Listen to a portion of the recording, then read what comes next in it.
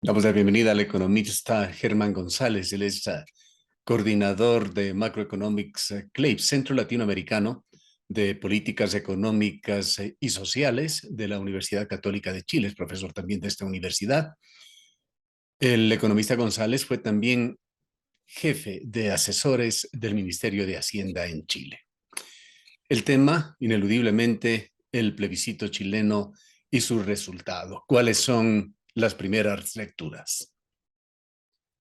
Bueno, Gustavo, un gusto estar nuevamente contigo. Efectivamente, ayer fue el plebiscito constitucional en Chile, donde ocurrieron varios hitos bien significativos a mi juicio. En primer lugar, eh, habiendo una participación obligatoria en esta ocasión, participó más del 86% del padrón electoral, es decir, más de 13 millones de personas. Eso fue una primera sorpresa, lo cual demuestra que hubo un gran interés de parte de los chilenos por participar en esta votación.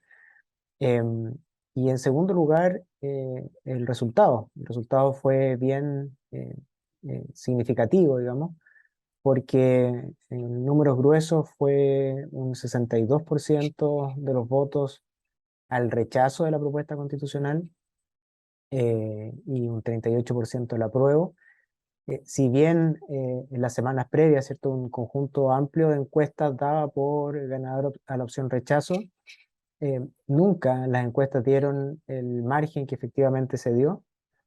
Eh, y por otro lado, ¿cierto? Existían ciertas dudas respecto de la capacidad que iban a tener las encuestas para predecir de buena forma el resultado electoral, porque había un ejercicio distinto a lo habitual, como decía, con participación obligatoria. Y por lo tanto, había gente que pensaba, incluso algunos en el mercado, que había una opción todavía que ganara la opción aprueba, a pesar de lo que decían las encuestas. Ahora, una pequeña nota al margen: viernes los mercados en Chile, tanto el tipo de cambio como la bolsa, reaccionaron de forma muy positiva, y la lectura fue que había una apuesta, ¿verdad?, seria por un triunfo del rechazo. Con todo, el margen con el cual ganó esa opción naturalmente va a afectar el proceso que se inicia de aquí en adelante. No es independiente, digamos, el resultado y el margen con el que gana el rechazo de lo que viene a continuación en Chile. ¿Qué es lo que habría provocado esa decisión tan clara, definitiva de los votantes por Mm. encima de las previsiones de un 10% de diferencia? Me parece que se concretaron en aproximadamente 24%.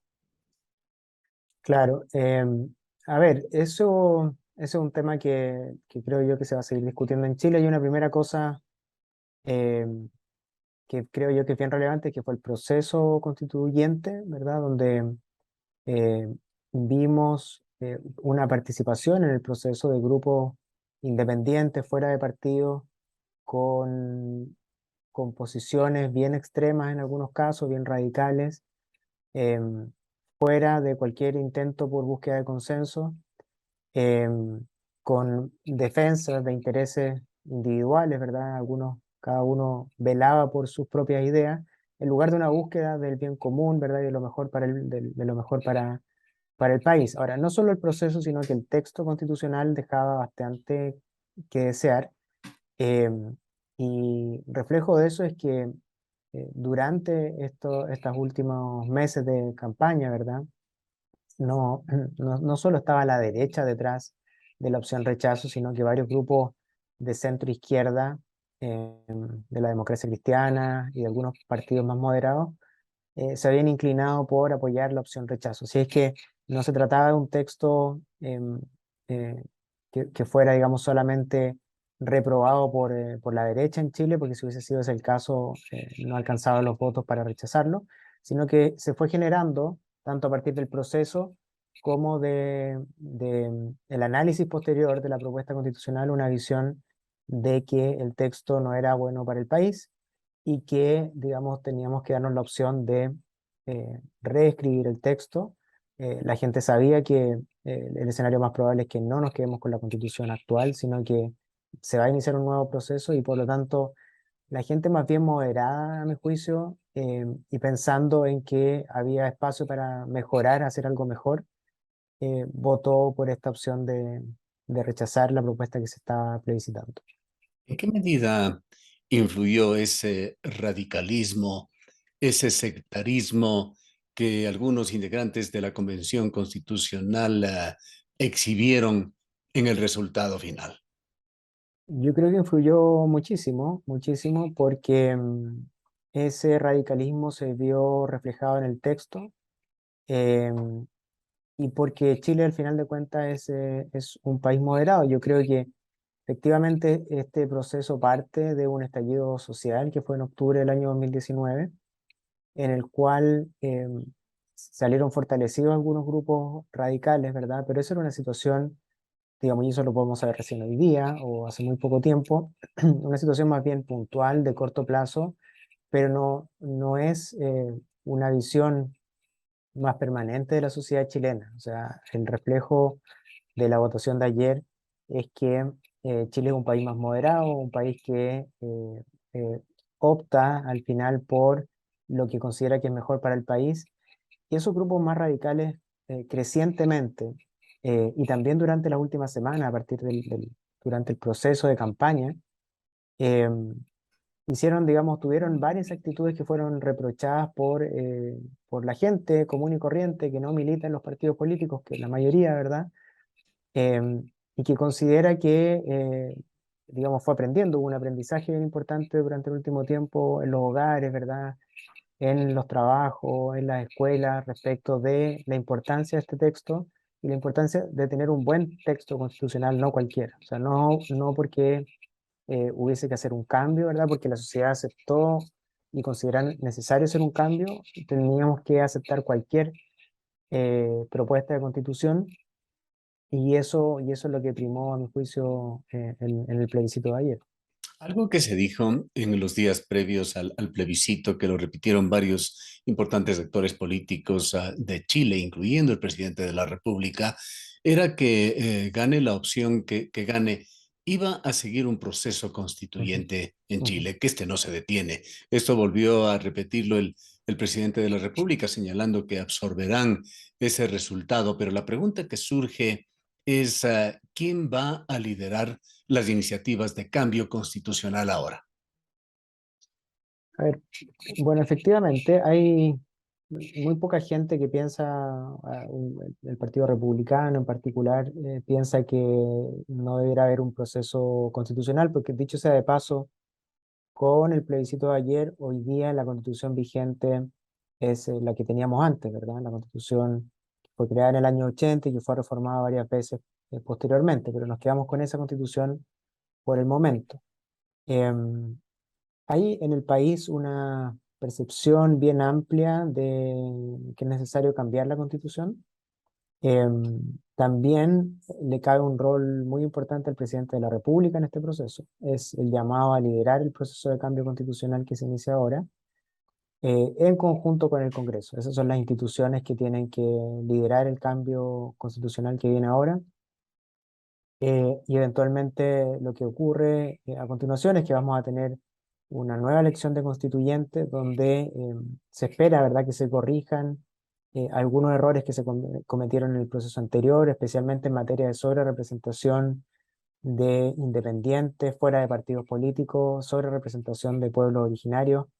eh, y seguramente vamos a tener una convención constitucional que va a tener mucho más respaldo técnico. Va a ser elegida democráticamente, ¿verdad? En el escenario más probable, mediante un plebiscito, pero el rol de los técnicos yo creo que vuelve a ganar importancia en el proceso que viene, porque digamos, la mayoría nos dimos cuenta que la propuesta constitucional tenía una serie de falencias, desde el punto de vista económico, desde el punto de vista jurídico y también desde el punto de vista político. Entonces, seguramente va a haber un aporte mayor en el proceso que viene. Seguramente también va a ser un proceso más corto porque, como decía, en Chile hemos ido aprendiendo mucho, los que no éramos expertos, ¿verdad?, de temas constitucionales, de cuáles son los temas más importantes, cuáles son los cambios que se deben hacer, cuáles son las mejoras que son necesarias.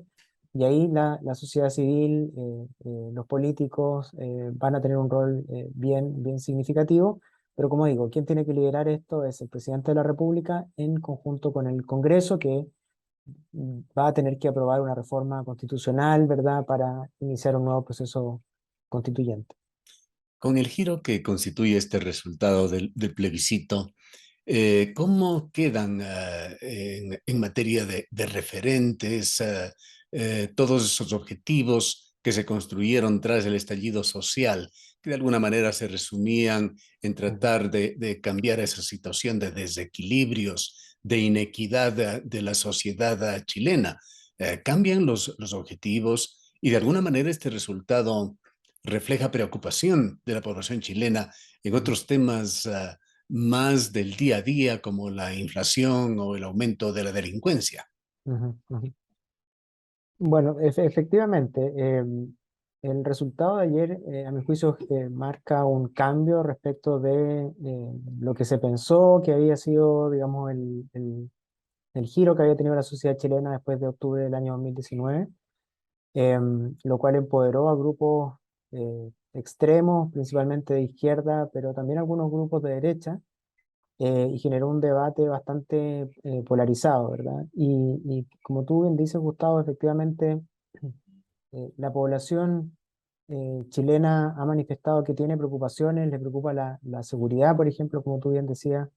Una de las propuestas de la norma constitucional que se plebiscitó ayer apuntaba a eliminar el estado de excepción constitucional que hoy día está vigente en la Araucanía y que permite tener militares, por ejemplo, resguardando la seguridad en el sur. Eso no estaba contemplado en la propuesta de constitución y hay una población importante en el sur de Chile que necesita y que demanda esa seguridad. También hay aspectos como la posibilidad de libre elección, que los chilenos valoran, tanto en términos de educación, pensiones, salud, que con esta propuesta constitucional se tendrían a eliminar y dar un rol mucho más importante al Estado.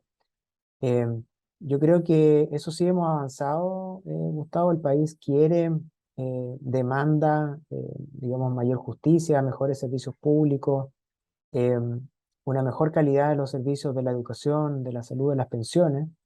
Pero hay formas y formas de hacerlo. Y yo creo que el mensaje de ayer es un mensaje de que queremos que las cosas se hagan bien, que efectivamente el país genere mejores condiciones, no solo económicas, sino que también sociales, pero la gente también entendió y tiene claridad, ¿verdad?, que la economía es importante y que una propuesta constitucional debe resguardar la capacidad de crecimiento, de inversión, de generación de empleo de un país, y esta propuesta no ayudaba, no apuntaba en esa dirección y por lo tanto fue masivamente rechazada. Un paréntesis acá respecto a lo que me preguntaba al principio, en todas las regiones del país ganó la opción rechazo, es decir, acá no hubo distinción por región, por clase social, no fue la élite la que ganó, sino que fue un rechazo bien masivo, bien generalizado.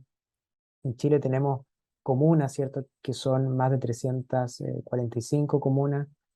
Solo en 8 ganó la opción apruebo, es decir, solo para poner en contexto lo mayoritario y lo masivo del rechazo a la propuesta constitucional.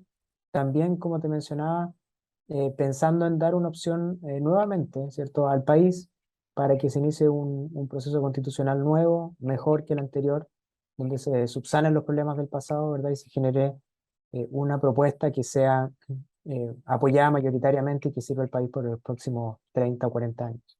¿Qué resultados hubo entre los grupos étnicos que de alguna manera fueron considerados y eran potenciales beneficiarios de aquellos capítulos de la propuesta constitucional de la plurinacionalidad, que además tuvo sus Mm, lecturas por parte del electorado general? mm. Bueno, eso es bien llamativo porque en la mañana veía algunas estadísticas, están recién apareciendo los números con mayor profundidad, pero las regiones y comunas con mayor población indígena son justamente aquellas donde hubo un mayor respaldo a la opción del rechazo. Entonces, eso es bien significativo porque ni siquiera los pueblos, ¿verdad?, originarios estaban, de acuerdo al plebiscito de ayer, de acuerdo con lo que se planteaba en la propuesta constitucional.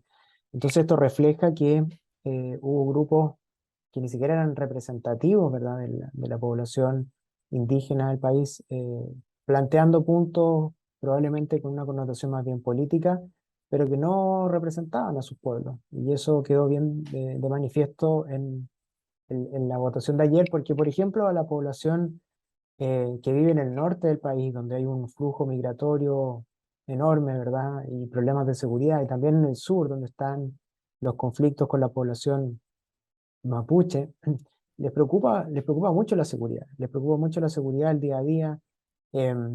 En el norte, ¿verdad? Hay inestabilidad permanente, en el sur lo mismo, con violencia, con ataques armados. Eh, y este texto no se hace cargo de esos problemas. También obviamente hay un rol del gobierno, y acá creo yo que es importante señalar que no todos los problemas del país los resuelve la Constitución, tenemos problemas de corto plazo que el gobierno tiene que hacerse cargo, y ahí un tema que es inminente es que vamos a tener un cambio de gabinete en los próximos días, por la brecha que sacó el rechazo por sobre el apruebo, deber hacer un cambio de gabinete profundo eh, a 6 meses de iniciado el gobierno, con cambios bien significativos en carteras relevantes como Interior, SECPRES, que es el área que está encargada de la relación con el gobierno. eh, y por lo tanto creo que eso es algo que viene, y viene también un desafío bien importante para las reformas estructurales del gobierno, la reforma tributaria, de pensiones, laboral que está impulsando el gobierno, porque este gobierno se la jugó de manera muy significativa por la opción apruebo, y perdió de forma muy significativa, y por lo tanto su poder de negociación se ve mermado después de este resultado de cara a lo que viene por parte del Ejecutivo. Más allá de la decisión sobre si adoptar o no el nuevo proyecto de constitución, ¿en qué medida el plebiscito en Chile constituyó una vara para diagnosticar la aceptación o no, la calificación del gobierno de Boric? Bueno, en la medida que tanto el presidente como su círculo cercano estuvo antes de llegar al gobierno apoyando este cambio constitucional, y que a pesar de que como gobierno tuvieron que mostrarse neutrales, pero en realidad cada vez que se le preguntaba a algún ministro su opción en este plebiscito era la opción apruebo, y lo decían libremente, ¿verdad? Este plebiscito sabíamos lo que iba a ocurrir, sabíamos que si ganaba el apruebo iba a ser un impulso para el gobierno, y si ganaba el rechazo iba a ser una traba para el gobierno. Eh, pero lo que vimos ayer fue mucho más que eso. No fue solo un triunfo del rechazo, fue un triunfo aplastante del rechazo. Y por lo tanto el golpe al gobierno, ¿verdad? Es mucho más fuerte de lo que pensábamos, de lo que se pensaba que podría ocurrir a partir de las encuestas, ¿verdad? Que daban como triunfadora la opción rechazo. Y por lo tanto es esperable ver cambios, tanto en el gabinete como en la agenda de reformas del gobierno, digamos, moderación en la agenda de reforma, ya un mayor diálogo. Creo que eso es bien importante, que Chile se va a tener que mover a la moderación y al mayor diálogo, eh, porque tal como mencionábamos, las visiones más extremas fueron los principales perjudicados después del plebiscito de ayer. ¿Cuáles son los límites del giro que podría dar o que debería dar el presidente Boric? ¿Cuáles los cambios en la agenda Mm. para no terminar desencantando incluso a aquellos que fueron parte de este gran movimiento que le llevó a la presidencia de Chile? La verdad es que no es muy fácil, ¿verdad? Lo que le corresponde ahora al gobierno. A ver, el gobierno partió haciendo algunas reformas, como por ejemplo el alza del salario mínimo, un alza del salario mínimo bien significativo, y un compromiso de seguir aumentándolo hacia adelante. Probablemente eso va a seguir en pie. En las últimas semanas, ¿verdad? El gobierno se acercó al empresariado para acordar una reducción de la jornada laboral, y creo que ese es un cambio respecto del inicio del gobierno. O sea, el gobierno se está dando cuenta, y especialmente el equipo económico, que tiene que avanzar junto con el gobierno, junto con la oposición en sus cambios. Y ahí hubo un acuerdo bien significativo con el empresariado para reducir la jornada laboral semanal, que en un escenario, digamos, de falta de diálogo podría haber sido una reducción inminente de la jornada laboral. Lo que se acordó es básicamente una gradualidad importante en este proceso, es decir, más gradualidad es parte del cambio. Em, y hoy día, por ejemplo, en el Congreso se discute una propuesta constitucional, una propuesta, perdón, tributaria, y está próximo a entrar un proyecto de reforma de pensiones. Entonces, en ambos proyectos es muy probable que eh, el gobierno deba moderar sus posturas. O sea, respondiendo a tu pregunta, Gustavo, creo que el gobierno va a seguir avanzando con sus reformas, pero va a tener que dialogar más y va a tener que moderar, eh, digamos, las promesas de campaña y adaptarlas al nuevo escenario político y también económico que enfrenta el país. Creo que hay reconocimiento de la necesidad de esos cambios. ¿Qué se habla en este lunes en Chile cuando recién se está absorbiendo el resultado sobre aquellas pistas, aquellas claves que van dando el sector político y el sector de gobierno, sobre todo de Chile, en cuanto a una reorganización? ¿Hay algún viso de resquebrajamiento de la base política electoral del presidente Boric? Em, sí, yo diría que los partidos de centroizquierda, ¿verdad? Están divididos. El candidato presidencial del Partido Radical, por ejemplo, apoyó abiertamente la opción rechazo. Una parte de la democracia cristiana también, algunos ex integrantes del PPD, que son partidos de centroizquierda que seguramente apoyaron al presidente Boric en el plebiscito, hoy día estuvieron detrás de la opción rechazo y tal como te dije al principio, eso fue fundamental para que esta opción no fuera un voto de derecha, sino que fuera un voto de centroizquierda, ¿verdad? Y de derecha también. Y por lo tanto, el gobierno seguramente va a tener que incorporar en su gabinete algo más de la antigua centroizquierda chilena para, digamos, reconocer esta mayor diversidad y esto, digamos, esta señal que se recibió ayer con el plebiscito. Y desde ese punto de vista creo yo que el Partido Comunista, ¿verdad?, pierde algo de fuerza dentro del gabinete y en la cercanía del presidente. El Partido Comunista era obviamente un fiel defensor de la opción apruebo y es uno de los principales damnificados en la izquierda más dura, ¿verdad? Em, por el resultado de ayer y también eventualmente por su influencia, lo que resta del gobierno, que son todavía 3 años y medio de gobierno. Ciertamente vamos a ver, como decía, una moderación, un menor rol del Partido Comunista y un rol mayor de los partidos más de centroizquierda tradicional chileno. ¿Qué comentario se ha dado en Chile sobre una manifestación dada en Twitter que se la ve más como un exabrupto, una frustración, la del mandatario colombiano Gustavo Petro, con esa Ujú. frase que publicó en Twitter, revivió Pinochet? Sí, hay malestar, ¿verdad? Porque además eso se aleja absolutamente de lo que pasó ayer en Chile. Es cosa de mirar los números, las cifras que yo te comentaba, votaron más de 13 millones de chilenos, más de 86% del padrón, y la opción rechazo ganó en todo el país, en la mayor parte de las comunas, en todas las regiones, en comunas ricas y pobres. Entonces, nada más lejano a eso. O sea, no hay ninguna relación entre el resultado de ayer eh, y los grupos pinochetistas, por decirlo de alguna manera. Esto es mucho más amplio, tiene una base mucho más sólida.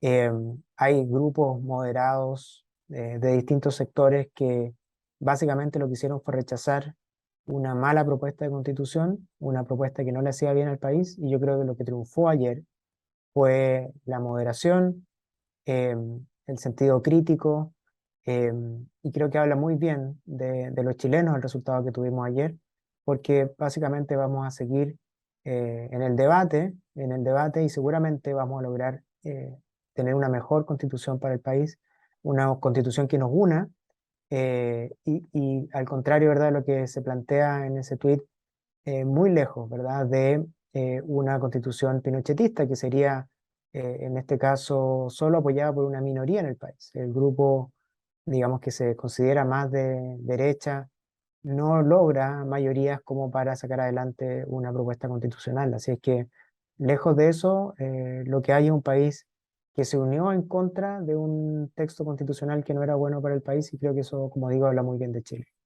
¿Qué es lo que se ve venir en Chile en las próximas semanas, los próximos meses, con este giro de 180 grados en la Ujú. posición política de la mayoría del electorado?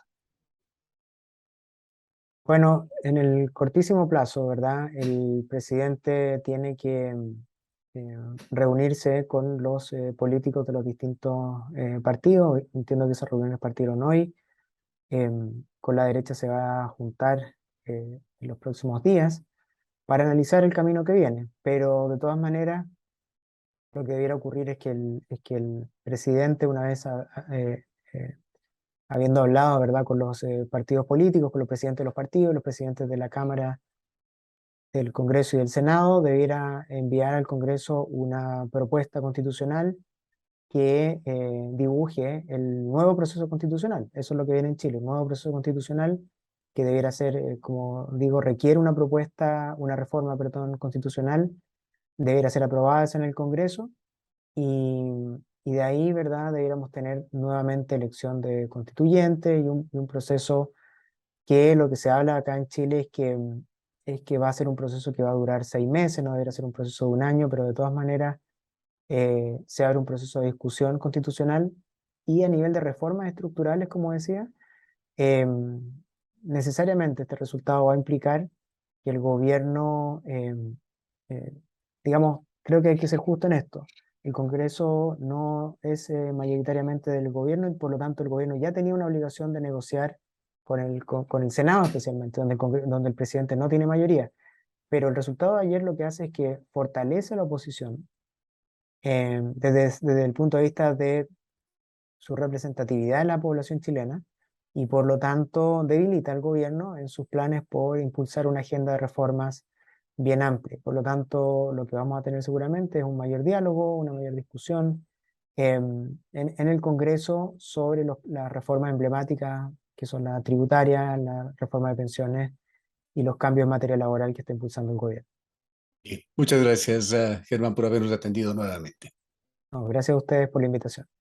Declaraciones del economista Germán González, es coordinador macroeconómico de CLAPES, que es el Centro Latinoamericano de Políticas Económicas y Sociales de la Universidad Católica de Chile.